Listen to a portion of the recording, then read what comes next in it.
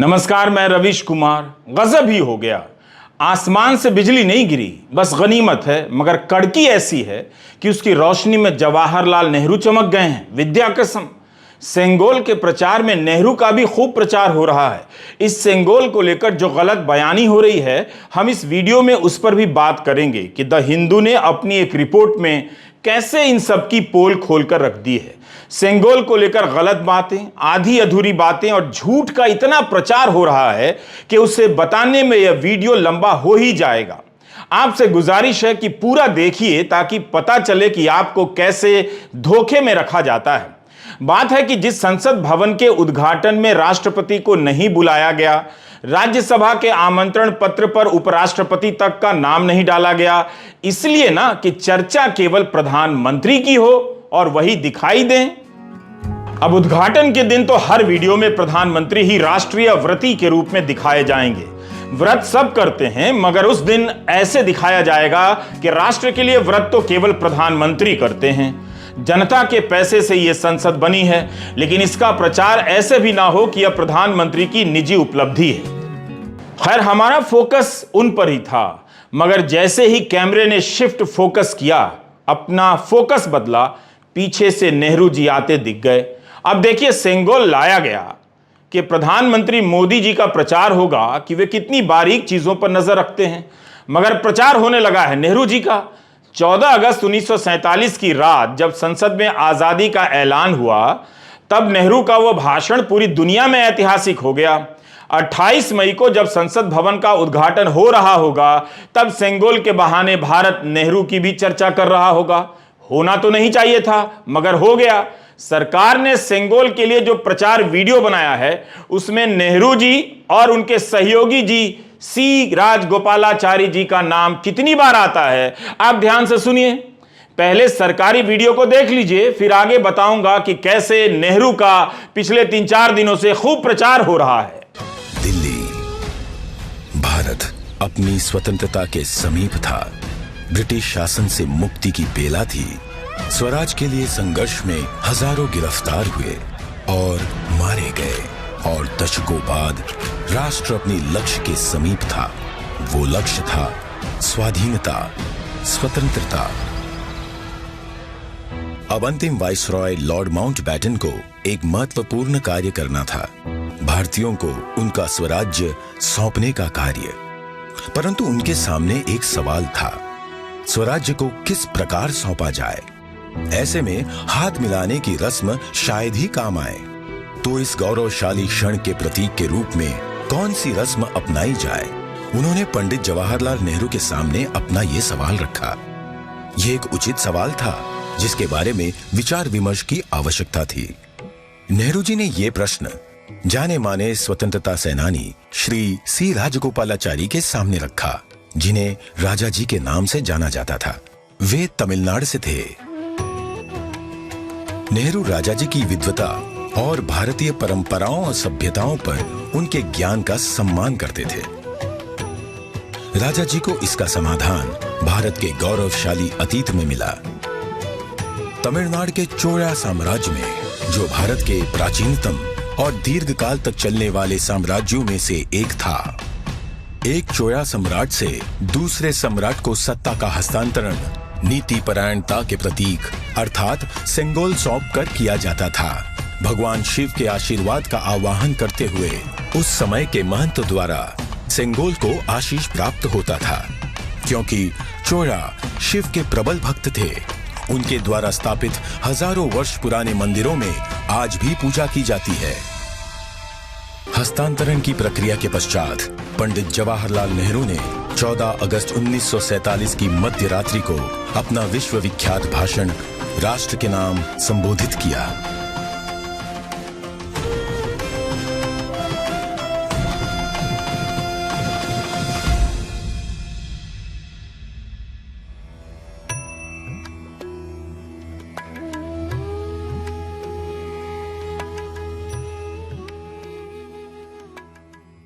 दो 2014 से नेहरू को अधर्मी और भारत की धार्मिक परंपराओं से नफरत करने वाले के रूप में पेश किया जा रहा है। आईटी सेल और व्हाट्सएप यूनिवर्सिटी के जरिए ऐसे अनेक पोस्ट आप तक पहुंचे होंगे, आपने मान भी लिया होगा। अब सेंगोल के जरिए उस नेहरू का महिमा मंडन हो रहा है कि भारतीय परंपराओं और धार्मिक मान्यताओं पर उनकी पकड़ कितनी गहरी थी। सेंगोल की चर्चा में नेहरू जी आ ही जाते हैं। जब नेहरू जी भी आ गए हैं, तब तो संसद भवन का उद्घाटन राष्ट्रपति भी कर सकती थी। विपक्ष की भले ना माने, प्रधानमंत्री मेरी बात तो मान ही सकते हैं। आपको याद ही होगा कि पिछले साल 7 फरवरी को प्रधानमंत्री महंगाई पर घिर गए, इतना घिर गए कि नेहरू का सम्मान उनकी जुबान से छलक गया था। वैसे महंगाई पर कांग्रेस के राज में पंडित नेहरू जी ने लाल किले से क्या कहा, वो जरा आपको मैं बताना चाहता हूं। पंडित नेहरू देश के पहले प्रधानमंत्री लाल किले से बोल रहे हैं। देखिए, आपकी इच्छा रहती है ना, मैं पंडित जी का नाम नहीं बोलता हूं, आज मैं बार बार बोलने वाला हूं। आज तो नेहरू जी ही नेहरू जी।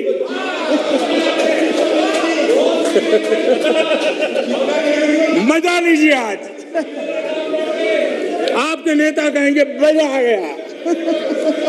केवल नेहरू नहीं आए हैं, मीडिया तो मुगलों को भी ले आया है सेंगोल के बहाने, और ईस्ट इंडिया कंपनी को भी। वैसे मीडिया में सेंगोल को लेकर जो रिपोर्टिंग हुई है, उस पर हम आगे जरूर बात करेंगे। बड़ा गंभीर मसला है, लेकिन पहले नेहरू बनाम मोदी का यह मुकाबला देख लेते हैं। आज तक ने अपनी वेबसाइट पर लिखा है कि सेंगोल राजदंड आखिरी बार मुगल साम्राज्य द्वारा 1526 से लेकर 1857 लिखा गया है, इस्तेमाल किया गया था। आज तक ने यह भी लिखा है कि ब्रिटिश इंडिया कंपनी द्वारा भारत पर अपने अधिकार के प्रतीक के रूप में सेंगोल राजदंड का भी उपयोग किया गया था। मैं इस पर अभी ज्यादा जोर नहीं दूंगा। पता चला भाई लोग मुगल का नाम सुनते ही बुलडोजर लेकर पहुंच गए।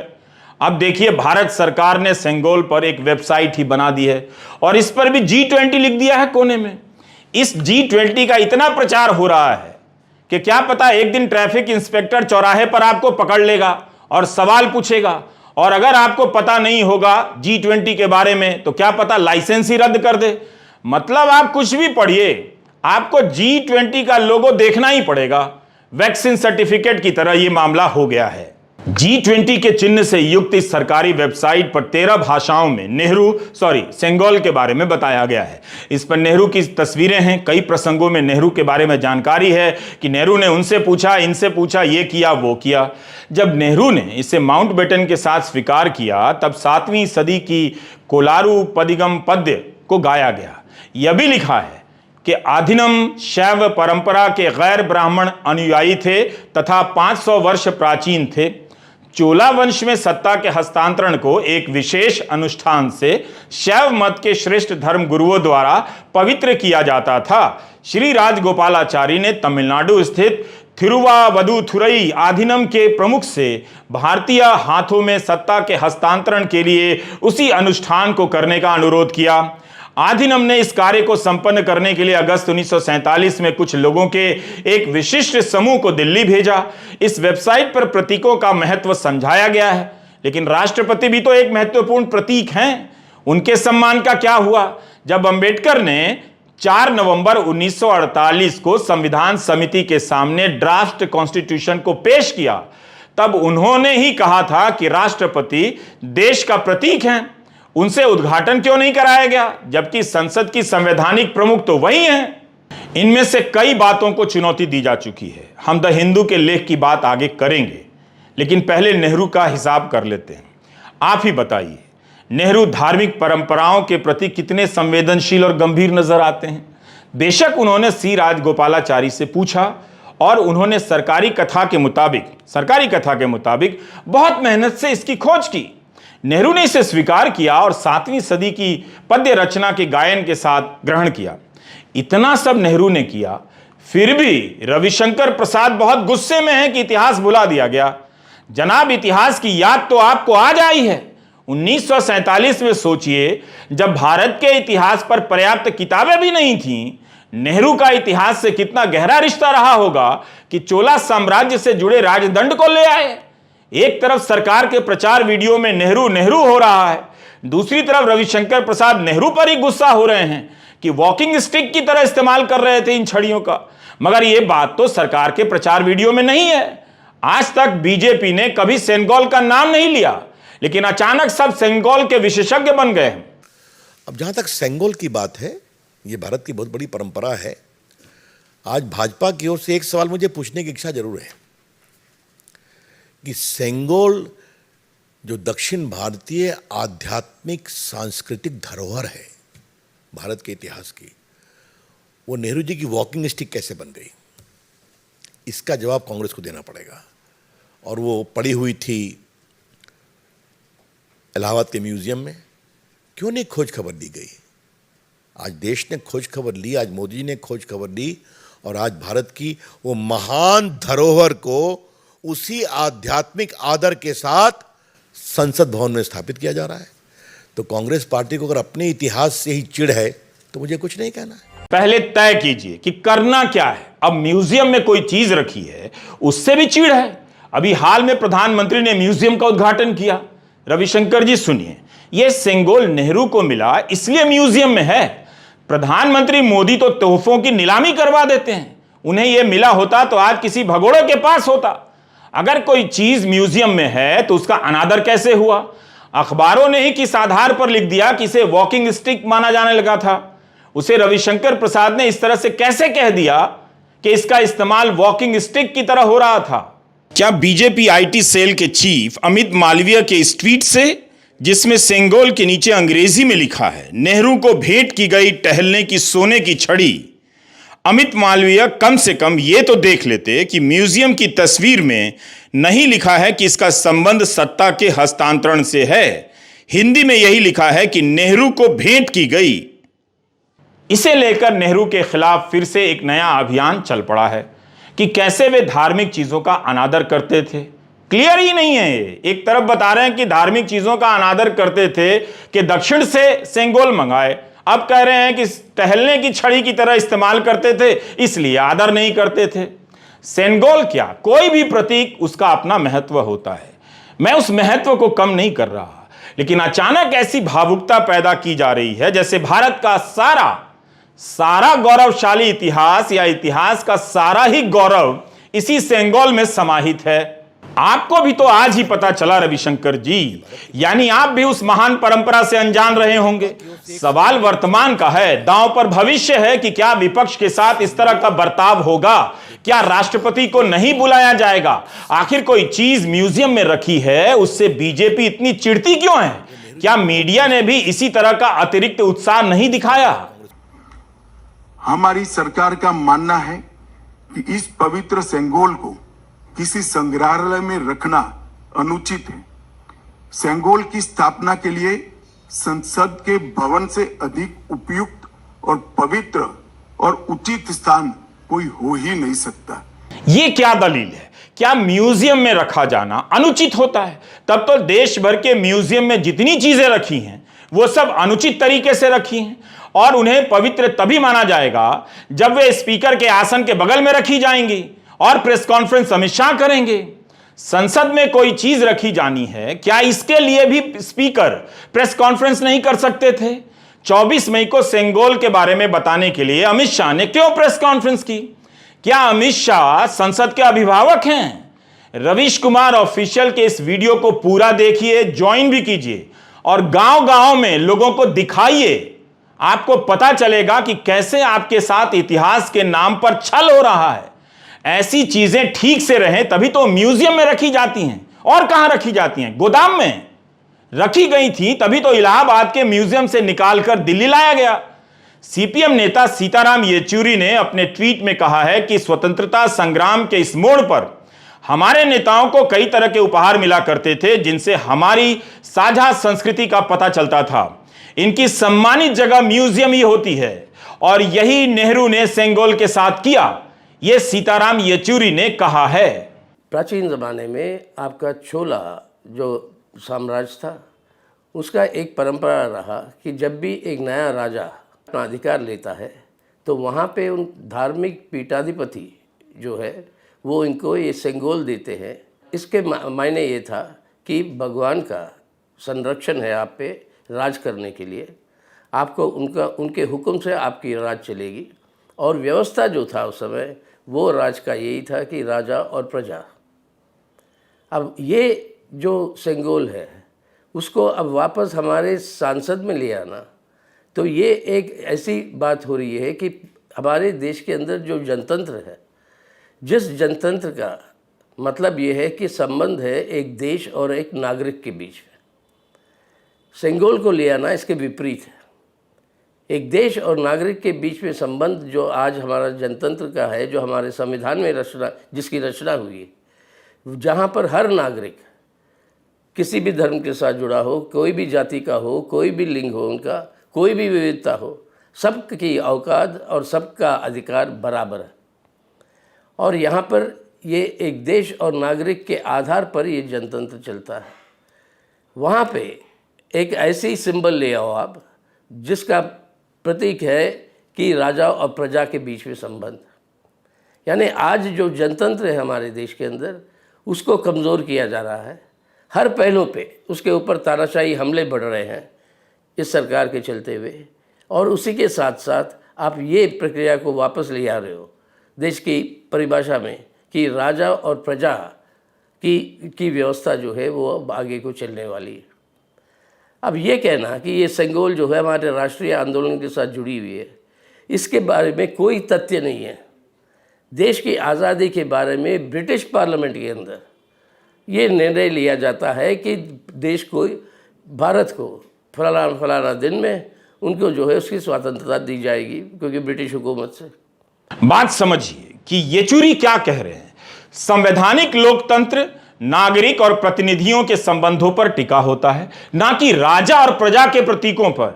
अब देखिए, नई संसद को लेकर बीजेपी ने जो प्रचार वीडियो बनाया है, उसमें प्रधानमंत्री भाषण दे रहे हैं कि गुलामी की मानसिकता से छुटकारा पा रहे हैं, कर्तव्य पथ नाम कर दिया है। तो क्या इससे कर्तव्य बढ़ गया है? और अगर औपनिवेशिक मानसिकता से छुटकारा पाना है तो हम आपको एक बार फिर से सेंगोल की वेबसाइट पर ले जाना चाहते हैं, केंद्र सरकार की बनाई इस वेबसाइट पर। इसमें सवाल जवाब वाले खंड में क्या कहा गया है उस पर गौर कीजिए।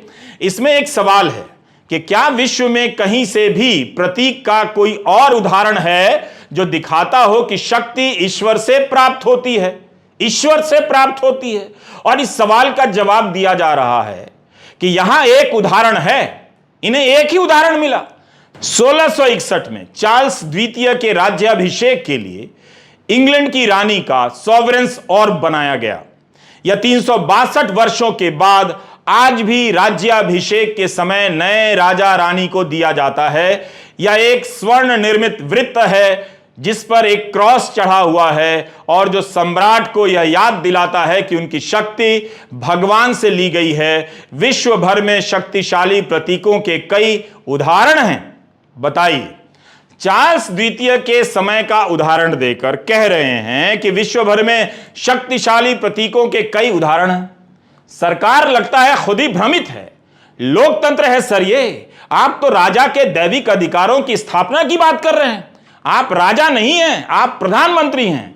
जब राजपाट और जमींदारी खत्म हो गई तो राजशाही के प्रतीक का संसद में क्या काम है, जिस संसद में 2019 से आज तक डिप्टी स्पीकर नहीं है, क्योंकि यह पद विपक्ष के नेता को जाता है। इसकी बात ना कर आप नीति परायणता और राजदंड की बात कर रहे हैं। आप समझ रहे हैं कि नहीं?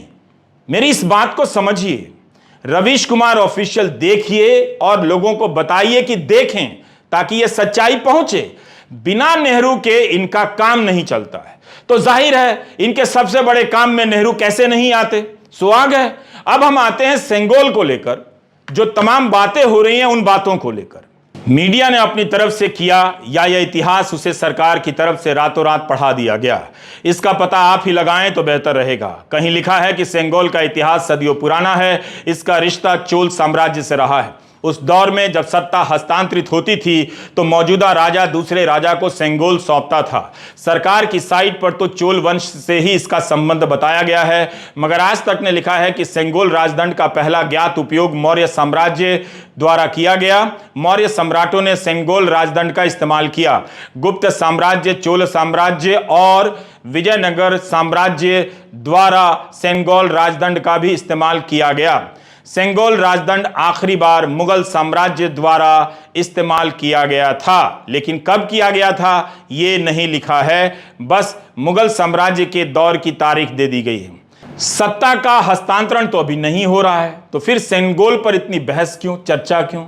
अखिलेश यादव ने ट्वीट किया है कि इस वक्त नई संसद का उद्घाटन हो रहा है, नई सरकार का नहीं, सत्ता का हस्तांतरण नहीं हो रहा है। अगर यह इतना ही महत्वपूर्ण प्रतीक है तो इस अवसर पर इसे राष्ट्रपति को ही सौंपा जा सकता था, इस बहाने वे भी आ जाती। सवाल है कि संविधान ने जो सत्ता का बंटवारा किया है उसके तहत संसद के प्रमुख तो राष्ट्रपति हैं, उन्हें उद्घाटन के लिए नहीं बुला रहे हैं, उनसे नहीं करवा रहे हैं, लेकिन सत्ता का हस्तांतरण का प्रतीक क्या है इसका वर्णन पूरे देश में चल रहा है।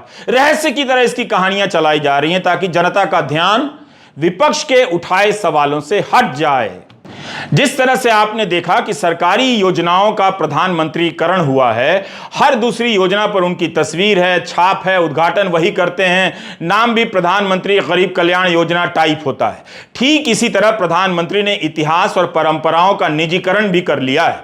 यह सरकारी कंपनी बेचने वाला निजीकरण नहीं है, बल्कि परंपराओं को ऐसे बरतने लगते हैं, इसके बारे में गोदी मीडिया इस तरह से बताने लग जाता है कि प्रधानमंत्री ने ही इसकी खोज की है और भारत की जनता इनका पालन तो करती ही नहीं है, उसे पता ही नहीं था। इसी को योजनाओं का प्रधानमंत्रीकरण और परंपराओं का निजीकरण कह रहा हूं। पोन वसंथा बीए ने हिंदू में इसके बारे में जो लिखा है उसकी चर्चा अंग्रेजी की दुनिया में है। हिंदी के अखबार और चैनल इसे हिंदी के पाठकों तक यानी गांव गांव तक पहुंचने नहीं देंगे, इसलिए हम अपने आम दर्शकों के लिए इसका अनुवाद कर रहे हैं। आप ध्यान से सुनिए। इसमें लिखा है कि सत्ता हस्तांतरण से जोड़कर इसे जिस तरह से बताया जा रहा है उसके बहुत ठोस प्रमाण नहीं हैं। उस समय मीडिया की रिपोर्ट और किताबों में इसके बारे में साफ साफ जिक्र नहीं मिलता है। अगर ऐसा हुआ होता तो इसका जिक्र प्रमुखता से होता, जबकि सेंगोल की वेबसाइट पर इस मौके को डिफाइनिंग ओकेजन कहा गया है, मतलब एक ऐसा अवसर जिससे आजादी का आना परिभाषित होता हो। निर्मला सीतारमण ने इसे तमिलनाडु का गौरव बताया।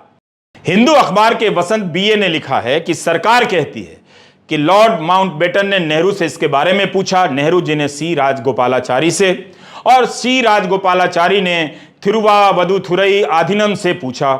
जैसा कि इस सरकारी वीडियो में दिखाया जा रहा है, वीडियो में यह भी दिखाया जा रहा है कि हवाई जहाज से इसे दिल्ली लाया गया, विशेष विमान से। अब इसकी भी पोल आगे खुलेगी। हिंदू ने लिखा है कि इसके तो प्रमाण हैं कि इसे दिल्ली लाया गया, मंत्रोच्चार हुआ, लेकिन इसके प्रमाण नहीं है कि इसे सत्ता के हस्तांतरण के प्रतीक के रूप में पेश किया गया।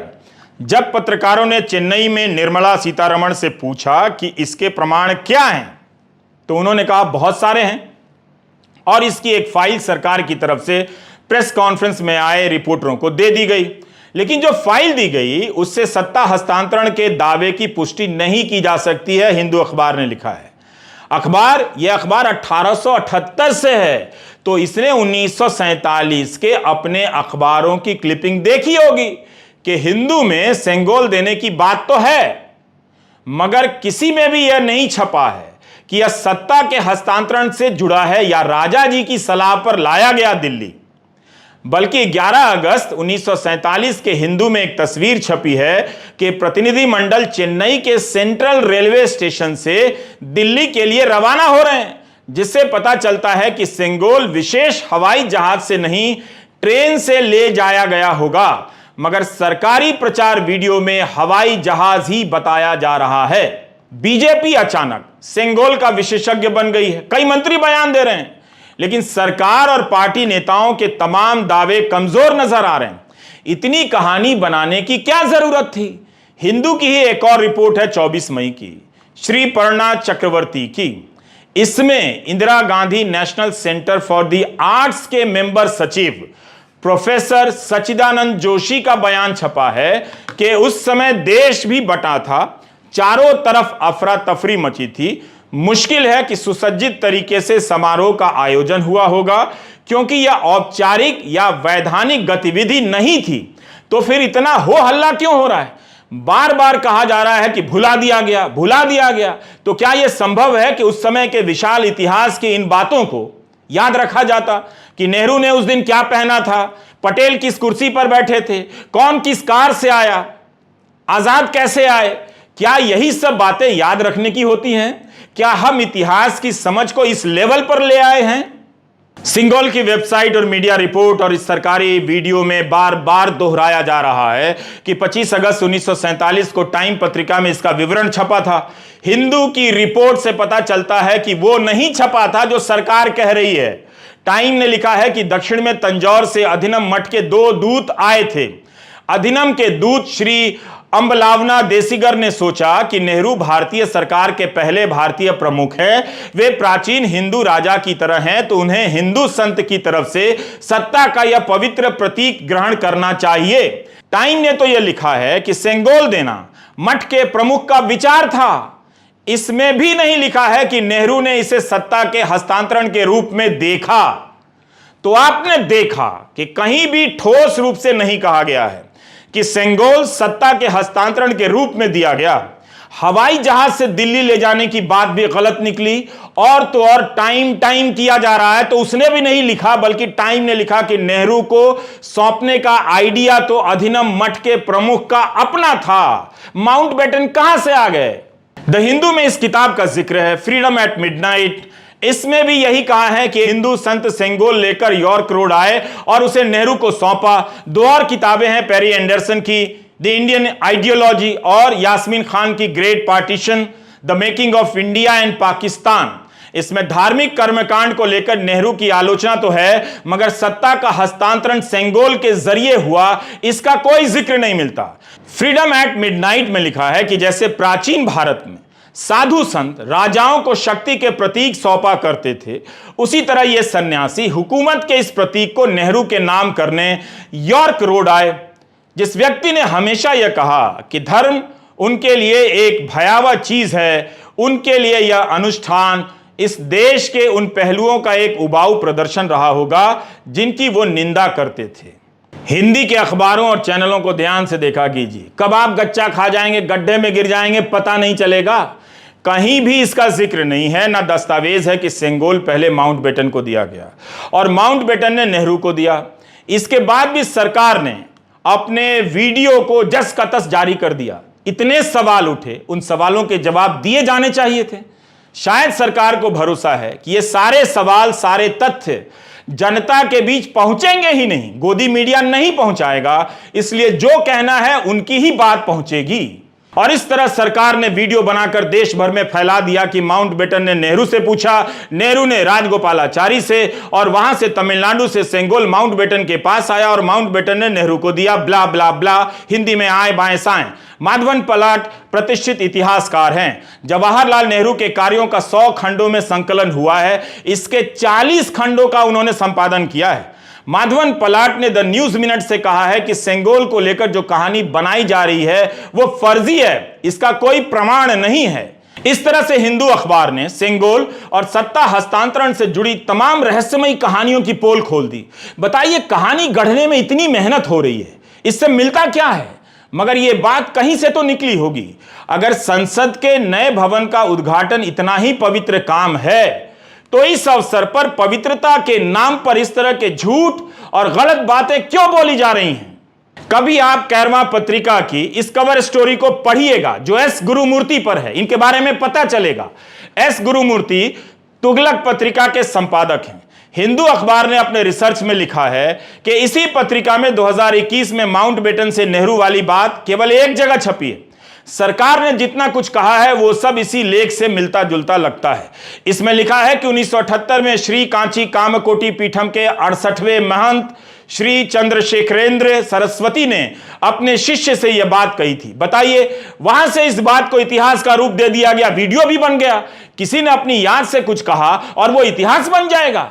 26 मई की रात हिंदू अखबार की वेबसाइट पर अधिनम मठ के प्रवक्ता का बयान छपता है कि पहले गणतंत्र दिवस के बाद मठ ने एक विशेष स्मारिका प्रकाशित की, जिनकी कॉपी अधिनम मठ के पास है। इसमें इस बात का जिक्र है कि मठ ने माउंटबेटन को एक सेंगोल दिया जिसे बाद में नेहरू को दिया गया। प्रवक्ता ने कहा कि सेंगोल जब माउंटबेटन को दिया गया तब उन्होंने कहा कि इसे नेहरू को दे दीजिए। मठ के प्रवक्ता के बयान से साफ है कि सेंगोल का सीधा संबंध सत्ता के हस्तांतरण से नहीं है। प्रवक्ता कहते हैं कि माउंटबेटन के साथ उस समय की कोई तस्वीर नहीं है। जो उस वक्त जीवित थे वही पुष्टि कर सकते थे। हम इतिहास से सीखते हैं। ये तो गोलमोल बातें हुई। प्रवक्ता ने कहा है कि नेहरू और राजाजी जैसे नेताओं ने अधिनियम से संपर्क किया कि हम भारत की आजादी के प्रतीक को कैसे प्रदर्शित करें। इसके आगे प्रवक्ता से जब पूछा गया कि क्या इसे सत्ता के हस्तांतरण के तौर पर माउंटबेटन ने नेहरू को दिया, तब प्रवक्ता का जो जवाब है वो पूरी तरह से हां में नहीं है। उन्होंने यही कहा कि मठ का शासकों के साथ एक रिश्ता रहा है और सेंगोल हमेशा से दिया जाता रहा है। इसी तरह से नेहरू को मठ ने यह सेंगोल दिया। जाहिर है यह कहानी भी सरकार की कहानी से साफ साफ मेल नहीं खाती है। यह कहना कि सत्ता हस्तांतरण को लेकर इस तरह का कोई आयोजन हुआ था सही नहीं लगता है। एक पवित्र मौके पर किसी चीज को पवित्र बता बताकर, महान बता बताकर विपक्ष को ललकारना, आम जनता के इतिहास बोध को ललकारना कि उसने भुला दिया है, उसे याद नहीं है, न केवल उस मौके की पवित्रता को भंग करना है बल्कि सेंगोल का भी अपमान है। और तो और चेन्नई में निर्मला सीतारमण की प्रेस कॉन्फ्रेंस के बाद पत्रकारों को जो फाइल दी गई उस पर 26 मई 2023 को एक ब्लॉग पोस्ट लिखा गया जिसे तमिल लेखक जया मोहन ने लिखा। इसका टाइटल आप जानते हैं क्या है? WhatsApp history. आप स्क्रीन पर तमिल लेख का अंग्रेजी अनुवाद देख रहे हैं। इसमें जया मोहन ने इस प्रसंग का मजाक उड़ाया है कि सेंगोल का सारा इतिहास सोशल मीडिया में फॉरवर्ड होकर आया है। इसमें उन्होंने लिखा है कि आजादी के समय देश भर के संतों ने उपहार भेजे थे, उसमें से एक सेंगोल रहा होगा, जो निश्चय ही तमिलनाडु के लिए गर्व की बात है। लेकिन साथ ही ये भी कहते हैं कि सूचना की सदी में अगर व्हाट्सएप इतिहास हम तक इस तरह पहुंच रहा है तो थोड़ा इतिहास हम किताब से भी पढ़कर देख लें। हिंदू में लिखा है कि तमिलनाडु में 2021-22 में Hindu religious and charitable endowments department बना। इसने अपनी सालाना नीति में इसका जिक्र किया, लेकिन इस विभाग के अधिकारी भी नहीं बता सके कि कहां से आया। अब 2022-23, 23-24 की नीति से इसका जिक्र हटा दिया गया है। इसलिए कहता हूं, लंबे वीडियो देखा कीजिए। 2 मिनट के चक्कर में रहेंगे तो ये ऐसे ही इतिहास पढ़ा जाएंगे। आपने देखा कि सेंगोल को लेकर जो रहस्यमयी कथा बताई जा रही है, इसमें कितने झूठ, आधे अधूरे सच और कितने झोल निकल आए हैं। क्या इस तरह की मेहनत इसलिए होती है ताकि जनता को मूर्ख बनाया जाए? तो इसका एक रास्ता है, आप खुद को सदा के लिए मूर्ख घोषित कर दीजिए और सरकार से कहिए कि हमें बार बार मूर्ख बनाने में मेहनत मत कीजिए। हम मूर्ख हैं और मूर्ख रहेंगे। अब आप अपना सारा ध्यान काम पर लगाइए, हम अपना ध्यान दिमाग पर कभी नहीं लगाएंगे। शर्मनाक है कि हिंदी का गोदी मीडिया इन बातों को अपने दर्शकों को नहीं बताता है, बल्कि सरकार की तरफ से जो भी परोसा जाता है जस का तस या उसमें अपनी तरफ से नमक मिर्च लगाकर पेश कर दिया जाता है ताकि आप भौचक होकर देखते रहें। यह बात है, यह तो भुला दिया गया था, अब न जाकर याद दिलाया गया है। जबकि कहानी यह है कि याद दिलाने के नाम पर अधकचरा इतिहास नहीं बल्कि इतिहास का कचरा बनाकर पेश किया जा रहा है। नमस्कार, मैं रवीश कुमार।